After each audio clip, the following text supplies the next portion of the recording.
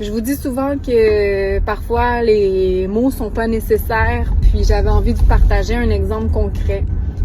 Aujourd'hui, j'accompagnais un monsieur, puis son état a quand même beaucoup dégringolé dans les dernières visites. C'est un gars taquin, toujours quelque chose à dire, toujours beaucoup de discussions avec ce monsieur-là. Puis là, aujourd'hui, il se mêlait dans ces discussions, puis on dirait que ça le choquait, fait qu'il voulait plus tant discuter, tu sais, ça lui disait moins d'avoir des échanges. Alors, il y avait un livre devant nous sur la mer. Alors, je me suis mis à ouvrir le livre, puis à regarder les images avec lui. Puis là, il est devenu émerveillé à voir toutes les belles couleurs, toutes les belles choses qui existent sur la planète.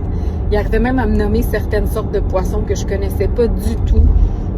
Puis ça l'a fait sourire, ça l'a fait s'émerveiller.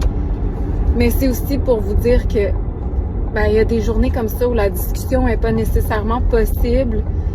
Puis ce monsieur-là, il avait juste besoin qu'on change un peu ses idées, qu'on mette notre regard aussi peut-être sur les belles choses qui existent dans la vie, avec tout ce qu'il voit et tout ce qu'il vit dans son milieu actuellement. Puis c'est un monsieur, comme je vous disais, qui a des pertes cognitives aussi, fait que des fois, on sait pas trop non plus quoi faire avec ces gens-là, du fait que le discours, des fois, est incohérent.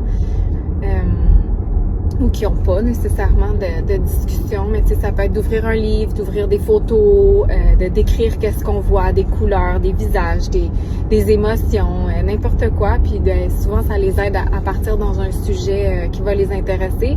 Mais des fois aussi, ça prend plusieurs tentatives. Avant d'arriver au livre, j'avais essayé d'autres choses pour essayer de capter son attention, de le divertir parce qu'il s'ennuyait, puis il me le nommait, comme quoi il trouvait ça plate cette journée-là. Il n'y avait pas beaucoup de gens qui s'étaient levés de leur lit, alors il était très seul dans la maison de soins palliatifs. Alors, il avait envie de compagnie là, et de faire quelque chose, mais quoi? Alors, c'est d'essayer des choses, puis parfois des choses qui peuvent nous paraître banales, il y a des beaux émerveillements qui ressortent de ça.